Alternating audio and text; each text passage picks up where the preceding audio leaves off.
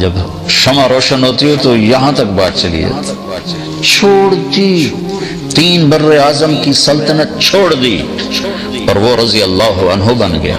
میں اس کا نام لیتا ہوں تو میرا منہ میٹھا ہو رہا ہے۔ اس کا نام تھا معاویہ بن یزید، اور یزید کا نام لیتے تو میرا منہ کڑوا ہو جاتا ہے، میں اس کا نام لیتا ہوں میرا منہ شکر سے بھر جاتا ہے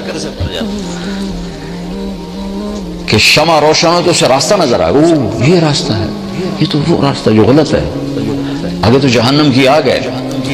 حضرت موسیٰ علیہ السلام کا فرمانا، یا اللہ اگر تو کافر کو اتنی سلطنت دے کہ پوری دنیا مل جائے اور اتنی عمر دے کہ قیامت تک زندہ رہے اور پھر مر کے جہنم میں چلا جائے تو اس نے کچھ نہیں دیکھا، اور یا اللہ مسلمان کے ساتھ تو یہ حال کر کے اس کے ہاتھ بھی کٹے ہوں، پاؤں بھی کٹے ہوں، اور ناک زمین پہ لگا ہو، نہ کوئی روٹی پوچھنے والا نہ کوئی پانی پوچھنے والا ہو، اور قیامت تک ایسے تڑپ تڑپ تڑپ کے مر کر جنت میں چلا جائے، اس نے کوئی دکھ نہیں دیکھا۔ اور حضرت ابو بکر کا ارشاد ہے، لا خیر فی خیر بعدہ النار ولا شر فی شر بعدہ الجنہ، وہ خیر خیر نہیں جس کے بعد آگ ہے، اور وہ مصیبت مصیبت نہیں جس کے بعد جنت ہے۔ 3 بر اعظم کو ٹھکرانا آسان کام، 3 کراؤن نہیں کو چھوڑتا۔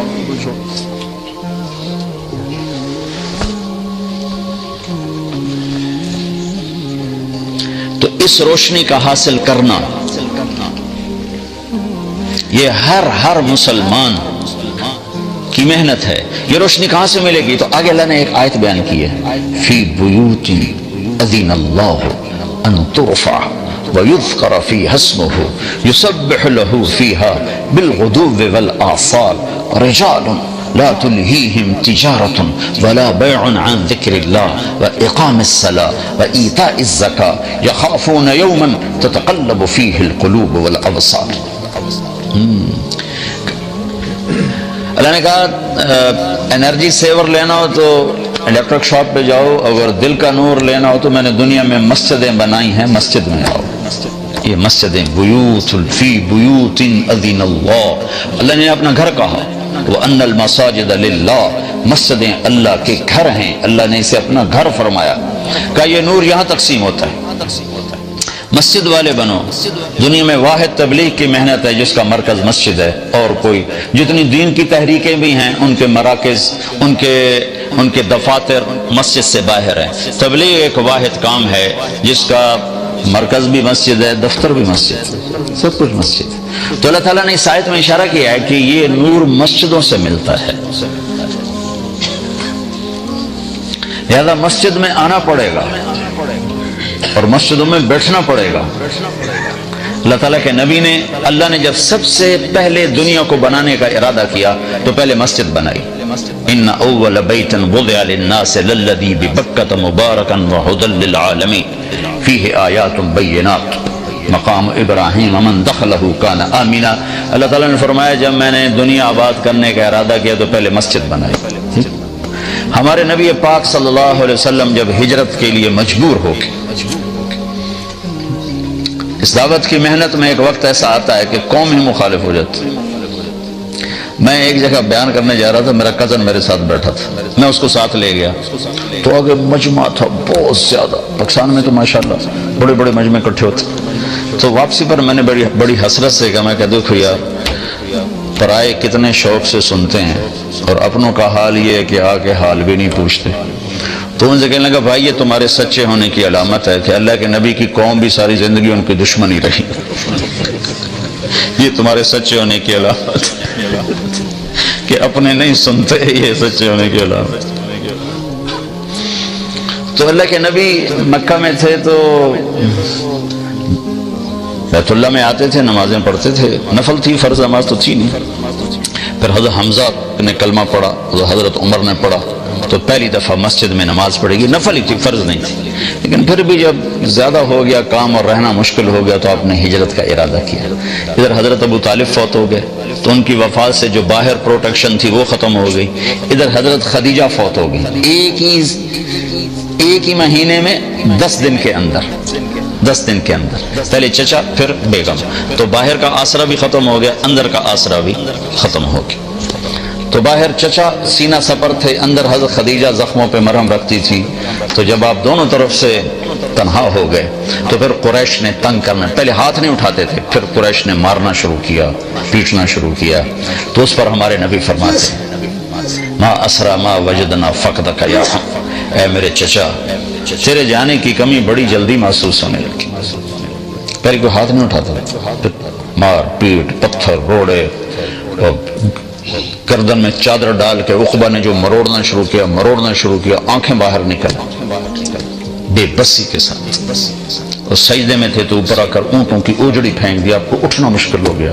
یہ سارے کام چچا کی وفات کے بعد ہیں، چچا کی زندگی میں کوئی ایسا نہیں کرتا تھا، ویسے منہ سے تنگ کرتے تھے، ہاتھ کوئی نہیں اٹھاتا۔ جب یہ دونوں آسرے ختم ہو گئے تو پھر آپ نے کہا چلو میں طائف چلا جاؤں، شاید وہاں پناہ مل جائے۔ وہاں تشریف لے گئے تو انہوں نے وہ حال کیا کہ انسانی تاریخ میں فرشتے 2 دفعہ روئے ہیں، آسمان کے فرشتے 2 دفعہ روئے ہیں۔ ایک 4000 سال پہلے جب 90 سال کا بوڑھا باپ 7-8 سال کے معصوم بچے کے لیے چھری چھپا کے کھڑا ہوا ہے، اور بچہ ملا ہے 82 سال کی عمر میں یا 84 سال کی عمر میں بچہ ملا ہے، اور جب عمر ہو گئی 90-92 سال کی، جب آدمی مرغی بھی نہیں ذبح کر سکتا تو اللہ نے کہا جا اس کو ذبح کر دے۔ تو مینا کی وادی، اب تو خیر سارا وہ میدان بن گیا، لیکن مینا کی طرف منہ ہو تو الٹے ہاتھ ایک پہاڑ تھا جو اللہ نے، جو آل سعود نے حجاج کے لیے ہٹا دیا، وہاں دونوں باپ بیٹا کھڑے ہوئے ہیں، اور باپ کہتا ہے بیٹا تیرے ذبح ہونے کا حکم ہو چکا ہے، تیری کیا رائے ہے؟ انظر ماذا ترى۔ تو بیٹا کہتا ہے کہ ابا اللہ کے حکم کے بعد میری رائے پوچھتے ہو، یا تو تیرا حکم ہوتا تو پھر تو مجھ سے رائے لیتے، اللہ کے امر کے بعد مجھ سے رائے لیتے ہو کہ میں کیا افعل یا ابا تفعل، عجب جملہ ہے، یا ابا تفعل، جلدی کر، دیر کیوں کر رہے ہو، ابھی کرو۔ تو اس پر حضرت ابراہیم علیہ السلام نے کہا پتہ بھی ہے میں کیا کہہ رہا ہوں؟ کہا ہاں پتہ ہے، ذبح ہوں گا تو کوئی مسئلہ نہیں، آپ کے بدلے میں اللہ ملے گا وہ آپ سے اچھا ہے، دنیا کے بدلے میں جنت ملے گی وہ دنیا سے اچھی ہے۔ پھر کہنے کہ ہاں البتہ مجھے ماں کا بڑا خیال آ رہا ہے، تو اس کو بڑا صدمہ ہوگا۔ تو اب اپنا کرتا اتارا اور اپنے باپ کو دیا، تاکہ یہ کرتا میری نشانی ہے، میری ماں کو دے دینا، جب وہ کبھی اسے میں یاد آؤں گا میرا کرتا دیکھ لیا کرے گی، اور تم اپنے کرتے میں مجھے کفن دے کے ادھر ہی دفن کر دینا، ادھر نہ لے جانا، یہیں دبا دیں، اور آپ میرے ہاتھ پاؤں باندھ دیں کہ کہیں میرا ہاتھ یا پاؤں آپ کو لگے تو آپ کو تکلیف نہ پہنچے۔ تو ذرا آپ چشم تصور میں سوچنے کی کوشش کرو کہ 60 برس دعا مانگی یا اللہ بچہ دے، 60 برس کے بعد اللہ نے بچہ دیا۔ اب اس کے وہ ہاتھ باندھ رہے ہیں جیسے کسائی بکری کے پاؤں باندھ، پھر ان کو الٹا لٹایا، انہوں نے کہا تھا میرا سر زمین، میرا ماتھا زمین پہ رکھنا کہیں نظریں آپس میں ٹکرا جائے، اور گھٹنا رکھا ان کی پشت پر، اور ان کے سر کے بال پکڑ کے تھوڑا سر اونچا کیا تک کہ نیچے سے چھری پھیر سکوں۔ تو ایک ہاتھ میں بال تھے، ایک ہاتھ میں چھری دھری ہوں، آسمان کو یوں دیکھا، آیا کہ اے میرے رب تو ناراض ہو گیا کہ اسماعیل مجھے زیادہ پیارا ہو گیا تو اس سے؟ ہرگز نہیں، ہرگز نہیں، تو ہی میرے دل میں ہے، دیکھ لے میں نے تجھ کے قربان کرنے کے لیے چھری اٹھا لی ہے، اور اگر کوئی میرا امتحان ہے تو مجھے اس میں کامیاب کر دے۔ اس بول پر 7 آسمان کے فرشتوں میں چیخ و پکار ہو گئی کہ انہیں تو نہیں خبر تھی نہیں کہا کہ کیا ہونے والا ہے۔ اور ایک اس کے 4000 سال کے بعد جب 3 میر اللہ کے نبی کو تو پتھر پڑے، پتھر پڑے، پتھر پڑے، پتھر پڑے، اور آپ گرتے تھے اٹھتے تھے، گرتے تھے اٹھتے تھے، گرتے تھے اٹھتے تھے، تو ایک اس پر 7 آسمان کے فرشتے روئے۔ تو جب آپ واپس پہنچیں تو آپ کو مکے میں داخل ہونے کی ہمت نہیں رہی، تو آپ نے سہیل بن عمر کو پیغام بھیجا مجھے پناہ دو، میں اندر آنا چاہتا ہوں، اس نے انکار کر دیا۔ پھر آپ نے اخنس بن شریک کو پیغام دیا کہ مجھے پناہ دو، میں اندر آنا چاہتا ہوں، اس نے انکار کر دیا، ان کا میں نہیں کرتا۔ پھر آپ نے متم بن عدی کو پیغام بھیجا کہ میں اندر آنا چاہتا ہوں، مجھے پناہ دو۔ تو پھر متم اپنے بچوں کو لے کر گیا اور آپ کو لایا اور کہا کہ میں نے ان کو پناہ دی ہے، ان پر کوئی ہاتھ نہ اٹھائے۔ تو حالات ایسے ہو گئے تھے کہ رہنا بڑا مشکل ہو گیا تھا، تو آپ نے پھر حج کے دنوں میں حاجیوں میں گشت کرنے شروع کیے کہ کوئی مجھے ساتھ لے جائے اور میں اللہ کا پیغام پہنچاؤں۔ تو سب سے زیادہ جو دکھ والی بات آپ سنتے تھے وہ یہ ہوتی تھی کہ قبیلے والے پوچھتے تیری قوم کا تیرے ساتھ کیا معاملہ ہے، تو آپ فرماتے انہوں نے تو جھٹلا دیا ہے۔ تو وہ کہتے جب تیری قوم نے تجھے جھٹلایا ہے تو ہم تجھے سچا کیسے جانیں؟ پھر آپ بڑے دکھی دل کے ساتھ واپس آتے۔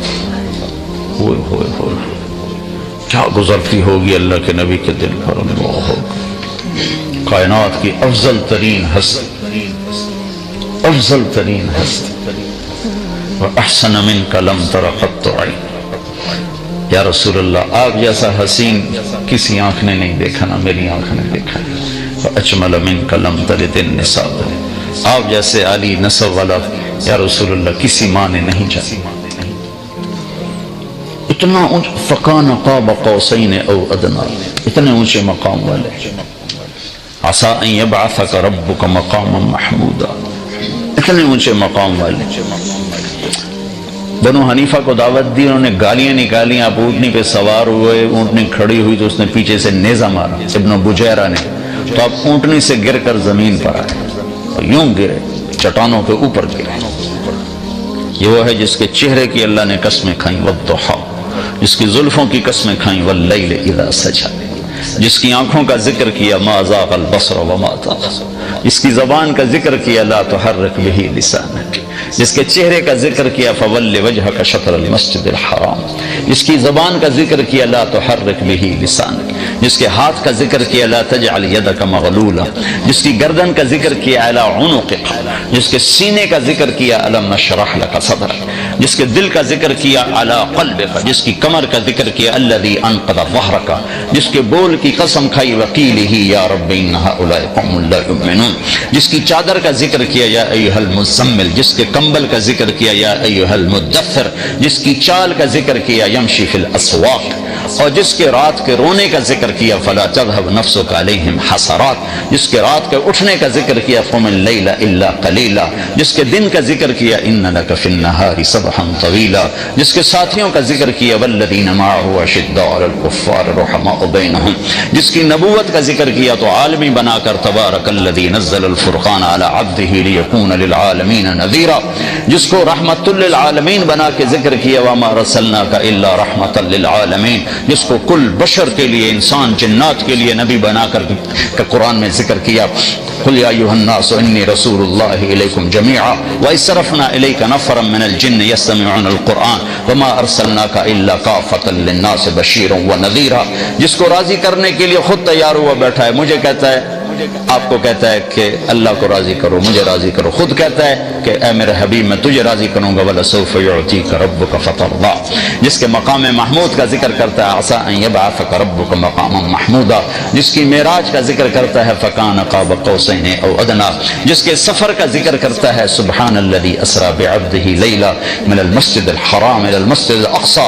جس کے قرآن کی قسم کھاتا ہے یاسین والقرآن المجید، جس کی رسالت پر قسم کھاتا ہے یاسین والقرآن المجید انک لمن المرسلین علی صراط مستقیم، جس کے اخلاق کی قسم کھاتا ہے وہ کہتا ہے نون والقلم وما یسطرون ما انت بنعمت ربک بمجنون وان لک لاجرا غیر ممنون وانک لعلی خلق عظیم وانک لعلی خلق عظیم، اے میرے حبیب آپ کے اخلاق بڑے بلند ہیں، بڑے عالی ہیں۔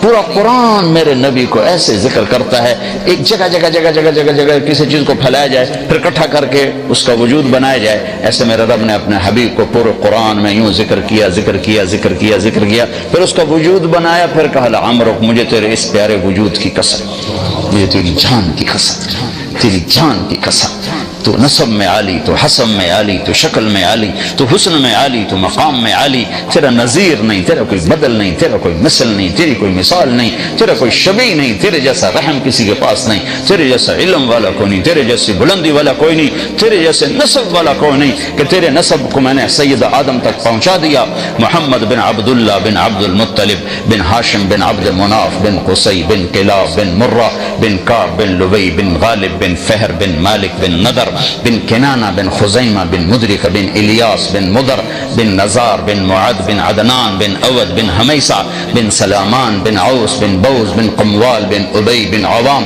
بن ناشد بن حزا بن بلداس بن یدلاف بن طابخ بن جاحم بن ناحش بن ماخی بن عیفی بن عبقر بن عبید بن الدعاء بن حمدان بن سنبر بن یثربی بن یحزن بن یلحن بن ارعوا بن عیدی بن زیشان بن عیسر بن اقناد بن ایہام بن مقصر بن ناحث بن زار بن سمی بن مزی بن عوض بن عرام بن قیدار بن اسماعیل بن ابراہیم بن آدر بن ناحور بن سرور بن رعو بن فائج بن عابر بن ارفخشاد بن سام بن نوح بن لامک بن متوشال بن ادریس بن یرد بن ملہل ایل بن قینان بن آنوش بن شیسر بن آدم علیہ السلام.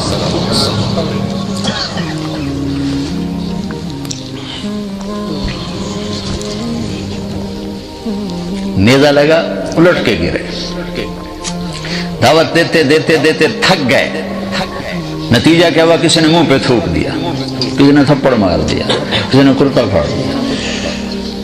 اب اس امت کو سمجھانا پڑ رہا ہے کہ تبلیغ بھی توڑے ذمہ ہے. کتنے لکھا ہے ساڑھے ذمہ؟ کچھ پڑھو تو پتہ چلے کہ ذمہ ہے. تو آپ تھک گئے تو اللہ کی مدد آئی. نبوت کا یہ 11واں سال تھا. تو آپ تھکے ہوئے رات کو منا میں گشت کر رہے تھے تو آپ کو کچھ نوجوان ملے. آپ نے کہا بھائی کہاں گئے ہو؟ کہا جی ہم یثرب کے ہیں.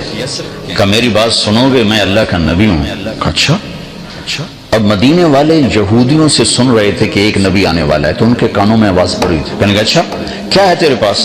تو آپ نے پڑھا وَإِذْ قَالَ إِبْرَاهِيمُ رَبِّ اجْعَلْ هَذَا الْبَلَدَ آمِنًا وَاجْنُبْنِي وَبَنِيَّ أَن نَّعْبُدَ الْأَصْنَامَ رَبِّ إِنَّهُنَّ أَضَلَلْنَ كَثِيرًا مِّنَ النَّاسِ وَمَن تَبِعَنِي فَإِنَّهُ مِنِّي وَمَنْ عَصَانِي فَإِنَّكَ غَفُورٌ رَحِيمٌ سے لے کر سورہ ابراہیم کے آخر تک. تو کہنے لگے ارے یہ انسانی کلام نہیں, یہ تو لگتا ہے وہی نبی ہے جو آنے والا ہے. چلو یہودیوں سے پہلے کلمہ پڑھیں. تو انہوں نے کلمہ پڑھ لیا. یہ کون تھے؟ ابو الحیثم بن تیہان, عبداللہ بن رواحہ, عبادہ بن سامت, اسد بن زرارہ, نعمان بن حارثہ, سعد بن الربیع. ان 6 کے نصیب کھلے کہ انہوں نے کلمہ پڑھا. اور آپ اتنا خوش ہوئے کہ جس کی کوئی حد نہیں. وہ کہنے لگے یا رسول اللہ ہم آپ پہ ایمان لائے, ہم اگلے سال آئیں گے. کہ اگلے سال آپ پورا سال آپ نے انتظار کی. تو اگلے سال 12 آئے, 5 یہ, ان میں سے ایک نہیں آئے, 7 اور. پھر آپ نے باقاعدہ بیعت کی. پھر انہوں نے کہا ہم اگلے سال آئیں. پھر اگلے سال 72 آئے. 72 2 عورتیں, ام منیع, ام عمارہ, اور باقی 70 نوجوان. نبیوں کے کام کی نشانی ہے کہ اس میں نوجوان زیادہ ہوتے ہیں چونکہ وہ نرم شاخ کی طرح ہوتے ہیں, جدھر موڑو مڑ جاتے ہیں. روم کے بادشاہ نے ابو سفیان سے پوچھا تھا اس نبی کے ماننے والے بوڑھے ہیں یا جوان کا؟ یہ بھی نبیوں کی نشانی ہے کہ جوان ہی مانتے ہیں, جلدی مڑ جاتے ہیں.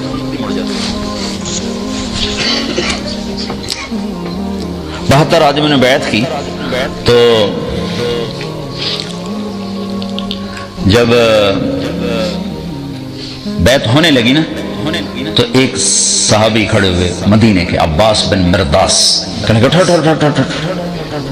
ٹھہرو بھائی, کیوں؟ سوچ لو اگر ان کو لے جاؤ گے اپنے شہر, تمہاری عورتیں بیوہ ہوں گی, تمہارے بچے یتیم ہوں گے, اور پورا عرب تم پہ حملہ آور ہو گیا. اگر اس کو کل چھوڑنا ہے تو آج چھوڑ دو, لے جانا ہے تو پھر مرد بڑے ہیں جے, پھر چھڑنا جاوے جے. تو اس پر ابو الحیثم بن تیہان کھڑے ہو کر کہنے لگے یا رسول اللہ یہ جو کچھ ہمیں ڈرا رہا ہے عباس, وہ بھی مدینے کی تھے, اگر یہ سب کچھ ہمارے ساتھ ہو جائے تو ہمیں ملے گا کیا؟ تو آپ نے کہا جنت. کہا سستا سودا ہے, ہاتھ بڑھائیں. تو ابو الحیثم نے بیعت کی سب سے پہلے, یا برا بن معرور نے بیعت کی سب سے پہلے. جب بیعت مکمل ہو گئی تو ابو الحیثم کہنے لگے یا رسول اللہ ایک بات تو بتائیں, کل اللہ آپ کو فتح دے تو پھر ہمیں چھوڑ کے مکے واپس تو نہیں جائیں گے نا؟ تو پھر آپ نے ہنس کر فرمایا الدم الدم الہدم الہدم, اب میری قبر بھی تمہارے مدینے میں ہی بنے گی, اب میں تمہیں چھوڑ کے کہیں نہیں جاؤں گا. کہ بھئی یا رسول اللہ آپ تشریف لائیں. کہ جب میرا اللہ حکم دے گا میں آ جاؤں گا. تو یہ ذوالحج کی بات, محرم, سفر, محرم گزرا تو سفر میں اجازت ہو گئی کہ ہجرت کرو، تو 1 2 3 4 10 5 مدینہ شروع ہوئے 27 سفر شب جمعہ، جیسے آج شب جمعہ 27 سفر آپ ابو بکر کے گھر گئے، چلو بھائی اللہ کا حکم آ گیا ہے، میں پٹ کر رہا ہوں، مختصر کر رہا ہوں، پورا قصہ نہیں سنا رہا ہوں۔ تو ابو بکر نے کہا جی میں نے ایک غار تلاش کیا، پہلے وہاں چل کے چھپیں گے پھر آگے چلیں گے۔ تو غار اور یمن کی طرف تھا اور مدینہ کا راستہ بالکل اپوزٹ تھا، تو یہ حضرات جا کر غار میں پہنچے تو اللہ کے نبی پنجوں پر چل رہے تھے، پورا قدم نہیں رکھ رہے تھے، اس زمانے میں کھوجی ہوتے تھے جو پاؤں کا نشان دے کے پہنچ جاتے تھے، تو آپ ایسے چلتے رہے پنجوں پر، تو پنجوں پہ پریشر پڑتے ساری انگلیاں زخمی ہو گئی، جب پہاڑ پہ چڑھنے کا وقت ہے تو اب چڑھ نہیں سکے۔ ابوبکر ویسے دبلے پتلے تھے لیکن آپ نے اللہ کے نبی کو کمر پہ بٹھایا اور پورا پہاڑ جا کے طے اوپر چڑھ، پھر آپ کو باہر بٹھایا، خود اندر گئے، سارا غار صاف کیا، پتھروں سے سوراخ بند کیے، پھر سوراخ باقی تھے اپنی پگڑی کو اتار کے پھاڑ کے سوراخ بند کیے، پھر سوراخ باقی تھے تو کرتا اتار کے پھاڑ کے سوراخ بند کیے، پھر ایک سوراخ باقی رہ گیا جس میں سانپ تھا، اس کے اوپر اپنی ایڑی رکھ دی کہ یا رسول اللہ اندر آئے۔ جب آپ اندر آئے تو اندھیرے میں آپ کو پتہ نہیں چلا، تھوڑی سی روشنی ہوئی تو آپ نے دیکھا ابوبکر یہ کرتا یہ پگڑی کدھر گئے؟ کہ یا رسول اللہ یہ سوراخ تو مجھے ڈر لگا کوئی چیز نقصان نہ پہنچائے، تو ایک دم آپ کی آنکھوں میں آنسو آ گئے اور آپ نے کہا یا اللہ میں ابو بکر سے راضی ہوں، تو بھی اس سے راضی ہو جا اور اسے جنت میں میرا ساتھی بنا دے۔ تو اس کے ساتھ ہی جبریل آ گئے کہ اللہ تعالیٰ فرما رہے ہیں کہ یا رسول اللہ اللہ آپ کے ساتھی سے راضی ہو گئے اور جنت میں ساتھ دے دیا۔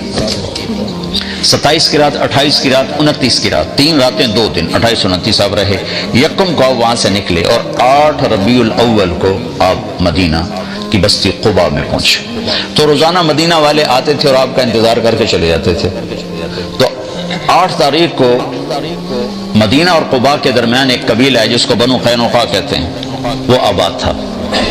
تو اس کا ایک یہودی اپنے گھر کی چھت پہ چڑھا تو اس نے دور سے غبار دیکھا، اب ان کا علم دیکھو اور گمراہی دیکھو، صرف دور سے غبار دیکھ کر اس نے نعرہ لگایا یثرب والو تمہارا نبی آ گیا، خود کلمہ نہیں پڑھا، علم اتنا تھا کہ صرف غبار دیکھے گا وہی ہے، لوگ بھاگے۔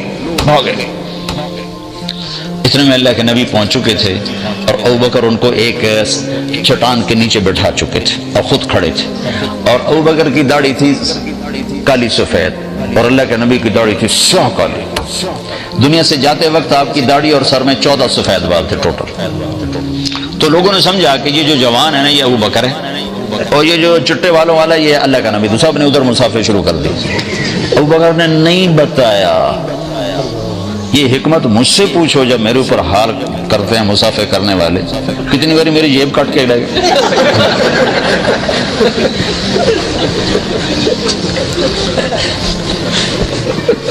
وہ خیال نہیں کرتے بھئی مجمع میں مسافہ کرنا جائز ہی نہیں، مسلمان کو تکلیف پہنچانا حرام ہے، زبان سے سارے کہو۔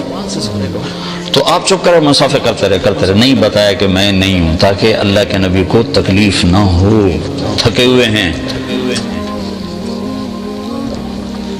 3 گھنٹے کا بیان کر کے میں اترا، پیشاب زور سے میں بھاگا، پیچھے ایک پٹھان بھاگا، آ کے مجھے پکڑا، السلام علیکم، میں کہا چھاڑ میرا وچے نکل جائے خدا دا بندہ۔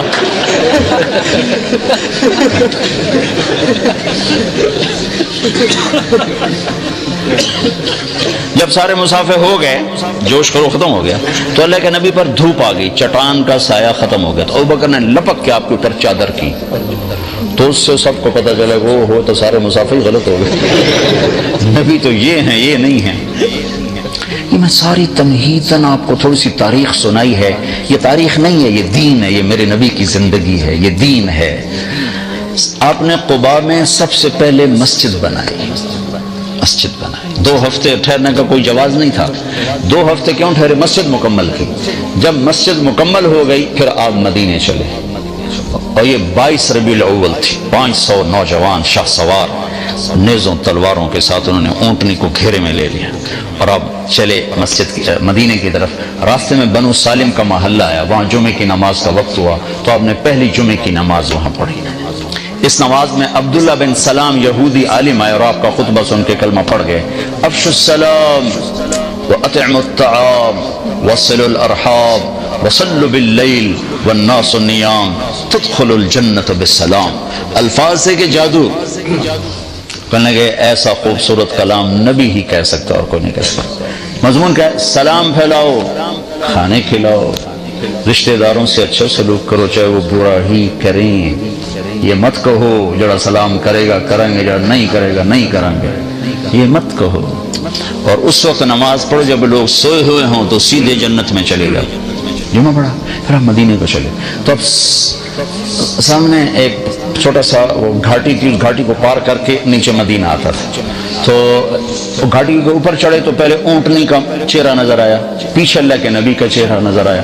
تو مدینے کے جتنے بچے بچیاں تھے وہ مدینے سے باہر آ کر آپ کو دیکھنے کے لیے جمع تھے. اور جو مدینے کی عورتیں تھیں وہ ساری چھتوں پر تھیں اور مرد آپ کے ساتھ تھے. عورتیں چھتوں پر، مرد ساتھ اور بچے سامنے گراؤنڈ میں. تو ہم اپنے بچوں کو کوئی پوئم سکھاتے ہیں کہ وہ فلاں سر آ رہے ہیں تو آپ نے یہ پوئم پڑھنی ہے، یہ نظم پڑھنی ہے، یہ نعت. پھر ہم ان کو یاد دلاتے، ان کو یاد کراتے ہیں، وہ یاد کر لیتے ہیں.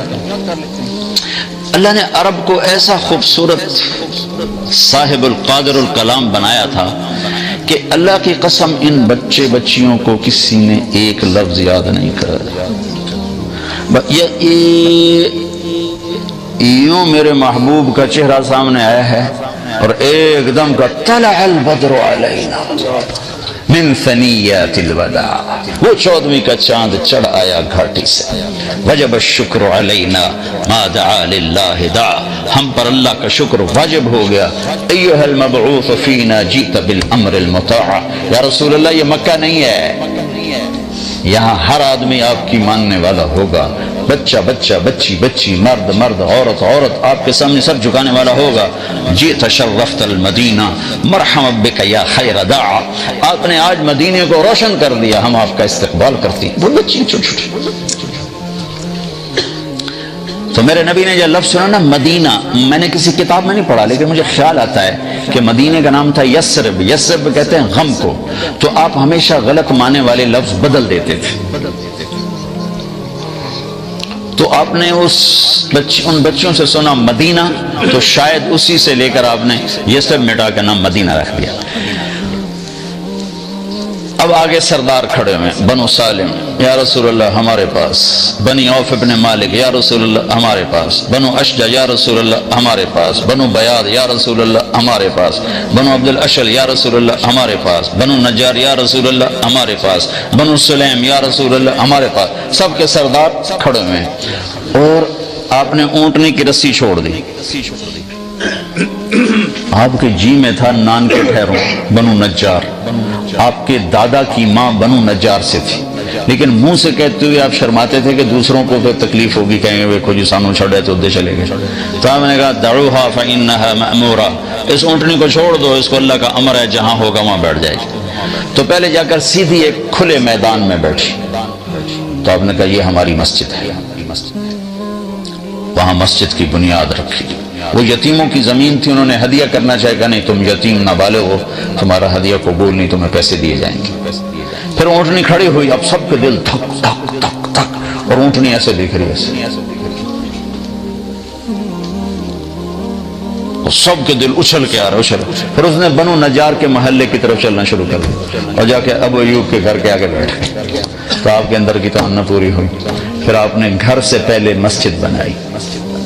آج میرا سارا مضمون مسجد کے گرد گھوما ہے اور میں نے سارے اسکینڈینیوین میں اس بات کو دہرایا ہے کہ آپ لوگوں کو کہ ہاں مسجدیں کوئی نہیں، اس کو مسجد نہیں کہتے، یہ تو مرغی خانہ ہے. تمہارے یہاں کوئی ایسی مسجد نہیں جہاں چند ہزار لوگ بیٹھ کے اللہ کی بات سن سکے.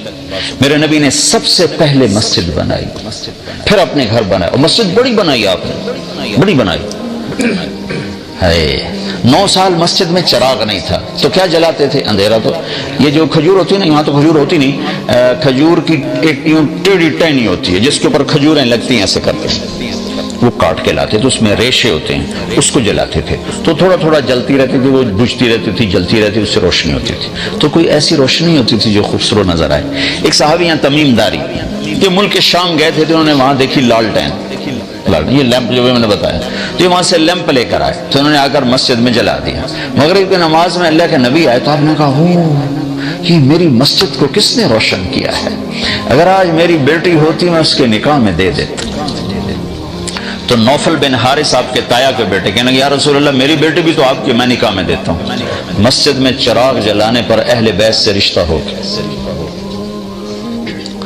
تو بھائیو، ایک تو آپ کو ضرورت ہے کہ مجھے ضرورت ہے کہ میرے اندر یہ ایمان کی شمع روشن ہو، اس کے لیے مسجد ہے. دوسرا، آپ کی نسلوں کو ضرورت ہے. اب آپ لوگ پاکستان کے نہیں ہو، ناروے کے ہو، انڈیا کے نہیں ہو، بنگلہ دیش کے نہیں ہو، افغانستان کے نہیں ہو، صومال کے نہیں ہو، ناروے کے ہو. تمہارے آئی تھی آج سے 50 سال پہلے نسل کے، جی 2-4 سال لگائیں گے پھر پیسے بنا کے پاکستان واپس چلے جائیں گے. نہیں، واپس کو نہیں آ سکتا. لہذا یہاں اپنے اندر نور ایمان پیدا کرنے کے لیے اور ان نسلوں کو یہ نورانی سامان مہیا کرنے کے لیے مسجدیں بناؤ. پاکستان سے لوگ آتے ہیں تو ان سے چندے لے کے چلے جاتے ہیں، لاکھوں کروڑ لے کے بامتے جا کے اپنے کوٹھیاں بنا لیں. 90-95% جا کر ان پیسوں کو غلط استعمال کرتے ہیں. کبھی کوئی پیر صاحب آ جاتے ہیں، کبھی کوئی شیخ صاحب آ جاتے ہیں، کوئی مولانا صاحب آ جاتے ہیں، وہ اپنے پیسے کھڑے کر کے تمہیں جنت کا سرٹیفکیٹ دے کے جاتے ہیں اور آگے جا کر جو مرضی کریں. میں جب گورنمنٹ کالج پڑھتا تھا تو ہمارا دوست تھا ہمارے ساتھ، وہ ایک گدی نشین تھا کا بیٹا تھا، فراڈیا نمبر 1. ہمارے پیسے ختم ہوتے تو ہم اپنے باپ کو لکھتے کہ ابا جی پیسے کر لو. اس کے پیسے ختم ہوتے تو کم وقت مریدوں کا چکر لگا گیا تو اور پیسے اکٹھے کر کے پی سی ہوٹل بیٹھے پتہ نہیں کی کر دے ہوں.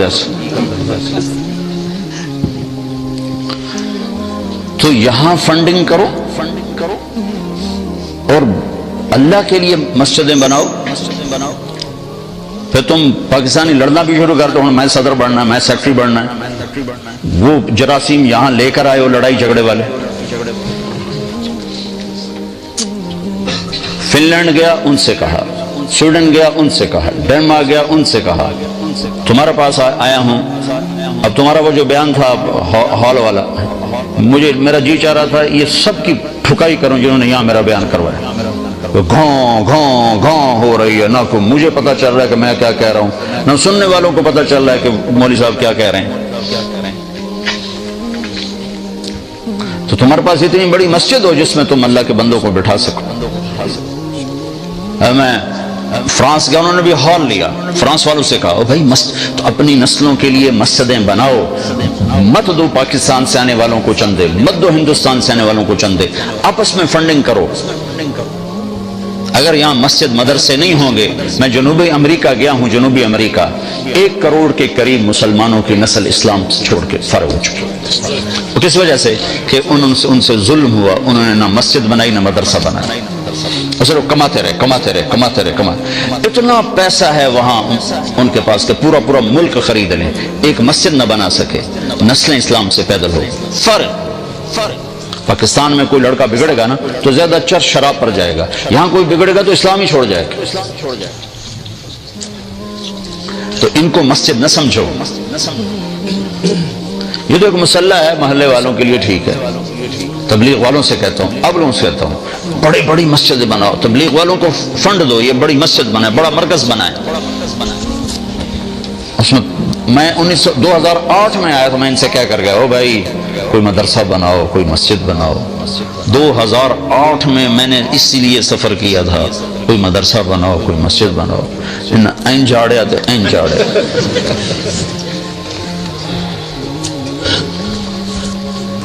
اگر یہ کام آپ کر کے نہ گئے تو آپ کی اگلی نسلیں حوالے ہو جائیں گی اوروں کے.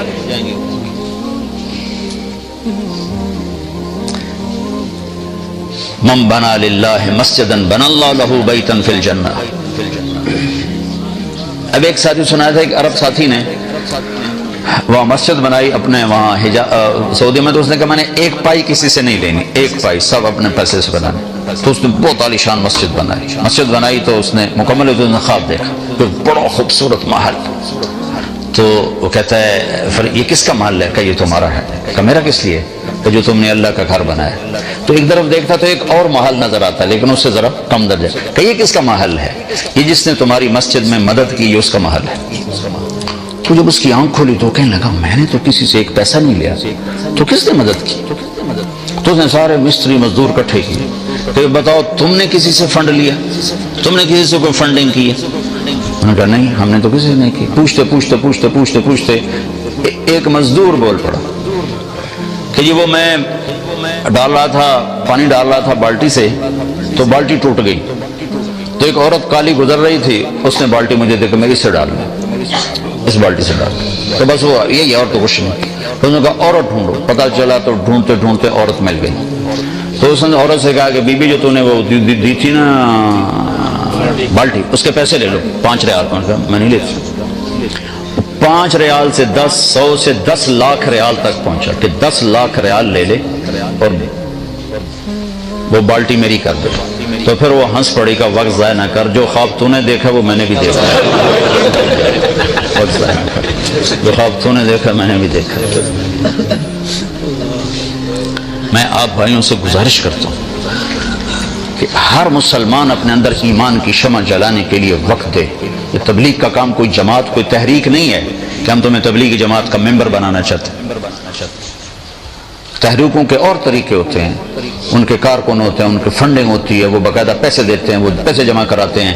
کبھی دیکھا تبلیغ والوں کے کارکن بنے، ان سے فنڈنگ ہو رہی ہے، ان کے نام لکھے جا رہے ہوں، اور کسی فرقے کی چھاپ ہو تبلیغ، لوگوں نے چھاپ لگایا جاتا جی وہابی ہے، جی دیوبندی ہے، تم جڑی مرضی ہوں چھاپ لگا دوں۔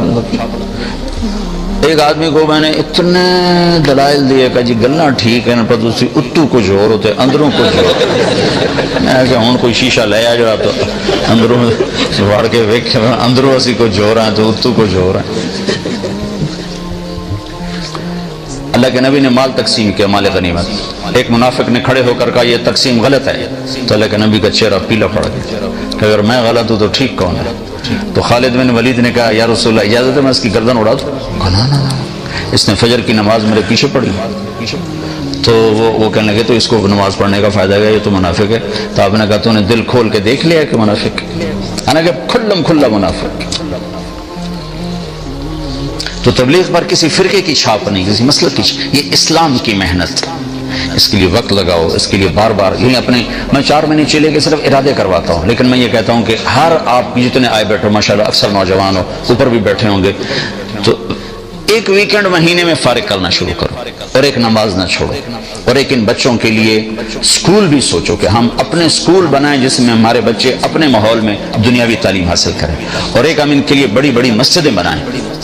عربوں نے ماشاءاللہ وہاں میں نے دیکھا ماشاءاللہ کوپن ہیگن میں کہ عربوں کی بہت بڑی مسجد تھی، اس میں انہوں نے میرا بیان کروایا، 4-5 ہزار کا مجمع ہے، لیکن اللہ کے فضل سے مجمع اتنا آیا کہ باہر سڑکوں پر بھی کھڑا ہو گیا، مستورات بھی، مرد بھی۔ وہ پہلے جو وہ ایمان صاحب تھے وہ کوئی توجہ نہیں دے رہے، جو مجمع دے کے وہ پریشان ہو گئے کہ بھئی یہ کیا ہو گیا، یہ کیا چکر پڑ گئے۔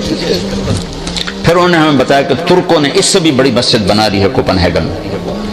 تو پاکستانی جتھے ویکھے ٹوکرے دے ہٹ بیٹھے جی ساڈی مسجد تھی، مرغی خانے نو مسجد بنائے بیٹھے، اور کوپن ہیگن والوں نے تو تم سے بھی 4 قدم آگے کی ہو، ہیٹ تہ خانے دے وچ تہ خانہ جی ہمارا مرکز، میں کہا فٹم ہوں اس مرکز سے، اس کو مرکز کہتے ہیں، مرکز کے لفظ کو تم نے ذلیل کر دیا۔ وہ سخی بنو، پاکستان میں پلاٹ خریدتے پھر رہے ہیں، پاکستان میں اسلام آباد پلاٹ بن جاوے، پنڈی بن جاوے، جڑا جتھوں دا کھانیاں بن جاوے، لاہور بن جاوے، گجرات بن جاوے، منڈی بن جاوے، وہ تمہارے بچوں نے وہاں نہیں رہنا، یہ ادھر ہی رہیں گے اور وہاں قبضے ہو جائیں گے، کوئی اور لے جائے گا۔ ان بچوں کو یہیں رکھنا ہے، ان کے لیے مسجدوں کا سوچو، ان کے لیے اسکول سوچو، پھر مسجدوں میں قرآن کی تعلیم سوچو کہ ایسے علماء لاؤ، یا اپنے بچے عالم تیار کرو، اپنے بچے علماء جو یہاں کی زبان سمجھیں۔ تم پاکستان سے کسی کو لاؤ گے، وہ کسی کے اندر بریلوی کے جراثیم ہوں گے، کسی کے اندر دیوبندی کے جراثیم ہوں گے، وہ تمہیں لڑا بڑا کے تماشا دیکھتا رہے گا، جتنے رہو خوش رہو۔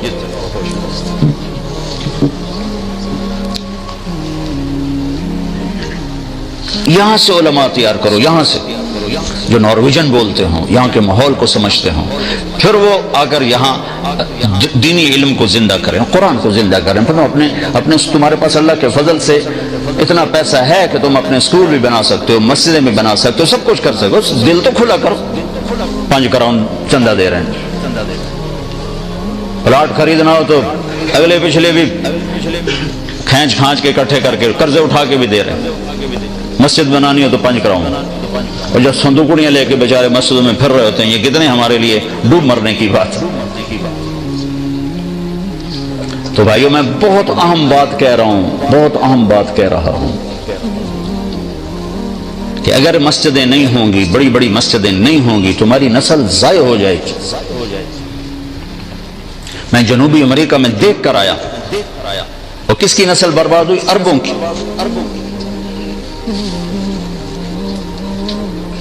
انگلینڈ والوں نے ہمت کی تو عوام مدرسے بھی ہیں، اسکول بھی ہیں، اور ان کے بچے دنیاوی لحاظ سے بڑے اعلیٰ پوسٹوں پر بھی ہیں، دین بھی پورا ہے، انہوں نے محنت کی۔ اللہ تعالیٰ نے یہ جو گجراتی ہیں، انڈیا کے گجراتی، اس قوم کو یہ شرف ہے، یہ جہاں گئے انہوں نے مدرسہ بنایا، مسجد بنایا۔ سب سے کم جن کو دینی نقصان ہوا ہے وہ گجراتی، اور سب سے زیادہ جن کو نقصان ہوا وہ پنجابی ہے۔ میں خود پنجاب کا ہوں، میں درد سے کہہ رہا ہوں کہ ان کو کوئی ہوش نہیں سوائے پیسہ بنانے کی،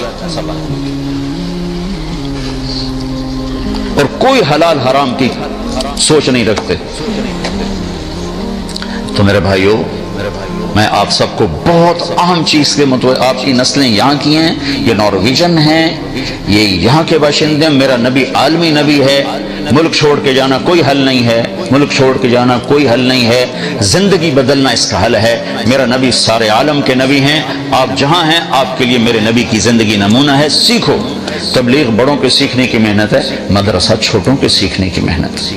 آپ کے بچے قرآن جانتے ہیں، قرآن کا مطلب جانتے ہیں، نہیں جانتے تو کم از کم 90 آیت ہے، یا ایھا الذین آمنوا، جب اللہ کہتا ہے یا ایھا الذین آمنوا تو مجھ سے بات کرتا ہے، کم از کم یا ایھا الذین آمنوا اپنے بچوں کو یاد کر مطلب ان کو سمجھا دو کہ اللہ یہ کہہ رہا ہے، یہ کہہ رہا ہے، یہ کہہ رہا ہے، یہ کہہ رہا ہے۔ کوئی ہے ایسا طاقتور جو سارے نظام کو چلا سکے اور خطا بھی نہ کھائے؟ ما کان ربک نسیا، اتنی کائنات ہے، کہیں تو اللہ تعالیٰ کو خدا نہ، کہیں اللہ کو بھول لگ جاتی تو ہمارا ہوتا کیا؟ اوہو میرے بندو معاف کرنا، مجھے یاد نہیں رہا، تو وہ کتیا کے اندر سے مور نکل آیا، اور تم نے گندم بیجی تھی، مجھے یاد نہیں رہا، میں نے سارے کانٹے اگا دیا۔ ما کان ربک نسیا، لا يضل ربی ولا ينسى، لا يعزب عن ربك من مثقال ذرة، ما كان الله ليعجزه من شيء في الأرض ولا في السماء، سواء منكم من أسر القول ومن جهر به ومن هو مستخف بالليل وصارب بالنهار، دن ہو رات ہو، اندھیرا ہو اجالا ہو، زمین ہو آسمان ہو، مشرق ہو مغرب ہو، وہ تمہیں دیکھ بھی رہا ہے، سن بھی رہا ہے، تمہاری نگرانی بھی کر رہا ہے، نہ بھاگ سکتے ہو نہ چھپ سکتے ہو۔ إنها إن تق مثقال حبة من خردل فتكن في صخرة أو في السماوات أو في الأرض يأتي بها الله إن الله لطيف خبير۔ جاؤ ایک ذرے کے برابر منہ کالا کرو، یا ایک ذرے کے برابر مجھے راضی کرو، پھر چھپ کے کرو، کہاں؟ زمین کے اندر، آسمانوں میں اڑ کے، خلاؤں میں چھپ کے، اور غاروں میں چھپ کے کرو تو تیرا رب قیامت کا دن یوں کرے گا، اقرأ کتابک کفیٰ بنفسک اليوم علیک حسیبا۔ یہ تیرا رائی کے دانے کے اچھائی والا عمل اور برائی والا تیرے سامنے۔ علماء کہتے ہیں ان اخوف آیت فی القرآن، ان اخوف آیت فی القرآن، قرآن کی سب سے زیادہ ہیبت ناک اور سب سے زیادہ ڈرانے والی آیت، قرآن کی سب سے زیادہ ڈرانے والی آیت، فمن يعمل مثقال ذرة خيرا يره ومن يعمل مثقال ذرة شرا يره۔ ایک رائی کے برابر اچھائی کرو گے تو صلہ دیکھو گے، برائی کرو گے تو سزا دیکھو گے، پھر جسے چاہے معاف کر دے، وہ الگ اس کا دستور ہے، قانون اس نے بتا دیا ہے۔ بھائیو دنیا میں بھی اصل اندھیرا ہے، روشنی اللہ لاتا ہے، روشنی اللہ لاتا ہے، اس لیے 97% اندھیرا ہے، روشنی ہے ہی کوئی نہیں۔ 3% روشن ہے کائنات میں، صرف 3%، جہاں اللہ نے روشنی کا انتظام کیا ہے۔ اور ایک آیت ہے وآیۃ لہم اللیل نسلخ منہ النہار فاذا ہم مظلمون، اس آیت میں یہ اشارہ ہے کہ دنیا میں اصل اندھیرا ہے، روشنی میں لاتا ہوں۔ ایسی دلوں پہ بھی اندھیرا ہوتا ہے، واللہ اخرجکم من بطون امہاتکم لا تعلمون شیئا، اللہ نے تمہیں پیدا کیا تم جاہل، تو جہالت اندھیرا ہی تو ہے۔ اس جہالت کو دور کرنے کے لیے اللہ تعالیٰ نے کیا کیا ہے؟ الف لام را، کتاب انزلناہ الیک لتخرج الناس من الظلمات الی النور۔ اللہ نے اپنے حبیب کو چنا، پہلے اسے نورانی بنایا، پہلے خود اسے نورانی بنایا اور اسے نور اور روشن کیا اور کہا قد جاءکم من اللہ نور و کتاب مبین، تمہارے پاس ایک روشنی بھیج رہا ہوں، ایک نور بھیج رہا ہوں، جدھر سے گزرے گا ویسے ہی روشنی پھیل جائے گی۔ پھر اس کے ساتھ جو کتاب اتاری اس کو بھی نور فرمایا، واتبعوا النور الذی انزل معہ، قرآن کو بھی نور فرمایا، دو روشنیاں ہوگی۔ دنیا کے اندھیروں کو دور کرنے کے لیے دو روشنیاں ہیں، ایک چاند کی روشنی ہے اور ایک سورج کی روشنی ہے۔ ان دو روشنیوں سے اندھیرے دور ہوتے ہیں، تو دل کے اندھیروں کو دور کرنے کے لیے دو روشنیاں ہیں، دو نور ہیں، ایک نبوت کا نور ہے اور ایک قرآن کا نور ہے۔ الف لام را کتاب انزلناہ الیک لتخرج الناس من الظلمات الی النور، ہم نے اس کتاب کو اتارا ہے کہ اے میرے حبیب آپ کا نور کتاب کا نور مل کر اوسلو والوں کو اندھیرے سے نکال کے روشنی میں لے آئیں، کہ جب تک یہ روشنی میں نہیں آئیں گے ان کو نظر نہیں آئے گا، صرف کراؤن ہی نظر آئے گا، بس ناروے کی نیشنلٹی مل جائے، بس کراؤن آ جائے، چاہے دھوکہ دینا پڑے، فراڈ کرنا پڑے، حرام کرنا پڑے، حرام بیچنا پڑے، جو کرنا پڑے، ہمارے پاس پیسہ آنا چاہیے۔ اور چونکہ ہمارے نبی عالمی ہیں تو سارا عالم، اور موسیٰ علیہ السلام صرف قوم کے لیے تو ان کا بھی یہی کام کہا وَلَقَدْ أَرْسَلْنَا مُوسَى بِآيَاتِنَا، چونکہ موسیٰ علیہ السلام قوم کے نبی ہیں، ہمارے نبی عالم کے نبی ہیں، ان سے کہا لِتُخْرِجَ النَّاسَ، سارے عالم کے انسان اندھیروں سے نکالو روشنی ملاؤ، اور موسیٰ علیہ السلام قوم کے نبی ہیں تو ان سے فرمایا وَلَقَدْ أَرْسَلْنَا مُوسَى بِآيَاتِنَا أَنْ أَخْرِجْ قَوْمَكَ مِنَ الظُّلُمَاتِ إِلَى النُّورِ، کہ اے موسیٰ آپ کو بھی میں اپنی نشانی تورات دے رہا ہوں، آپ اپنی قوم کو اندھیروں سے نکال کر روشنیوں میں لائیں۔ تو بھائیو یہ جو دل کی روشنی ہے یہ جب تک پیدا نہ ہو انسان نہ اللہ کے سامنے جھک سکتا نہ اللہ کے رسول کے سامنے۔ اس لیے ہم جو یہ نظریہ پیش کر رہے ہیں کہ ہر انسان فردن فردن اس نور کو حاصل کرنے کی محنت کرے اور ہر مسلمان دوسرے کو اس کے لیے تیار کرے، چونکہ حکومت قانون تو بنا سکتی ہے، نور نہیں دے سکتی، اور نور نہ ملے تو دین پہ نہیں چل سکتی۔ میرے والد صاحب نماز کی شدت فرماتے تھے، کالج دور میں میں نے خود بے وضو نمازیں پڑھی باپ کی وجہ سے، تو میرا باپ مجھے نماز تو پڑھا سکتا ہے، وضو تو نہیں کروا سکتا، کتنا کو پیرا دے گا میرے اوپر۔ سنڈر ماڈل اسکول میں نے میٹرک کیا تو ہمارے ایک وارڈن آ گئے بڑے نیک، اللہ ان کی بخشش کرے، طالب حسین مرحوم، تو وہ نمازی تھے، اس سے پہلے جو تھے وہ نمازی نہیں تھے، تو انہوں نے نماز کمپلسری کر دی، حاضری لگنی شروع ہو گئی۔ تو میرا روم میٹ، میں عشاء کی نماز، رمضان کا مہینہ، میں بالکل آخری صف میں کھڑا تھا، صرف ہم دکھاتے تھے طالب صاحب کو کہ ہم حاضر ہیں، منہ اٹھا اٹھا کیسے دکھاتے تھے جیسی حاضر۔ تو میرا ایک مر گیا مرحوم، اللہ اس کی بخشش کرے، مرید کے کیا تھا، زمینداروں کا بیٹا تھا، میرا روم میٹ تھا، تو وہ آ کے میرے ساتھ شامل ہوا اور اس نے 4 رکعت نماز فرض کی نیت باندھی، 4 رکعت نماز فرض عشاء واسطے طالب حسین دے، اللہ اکبر۔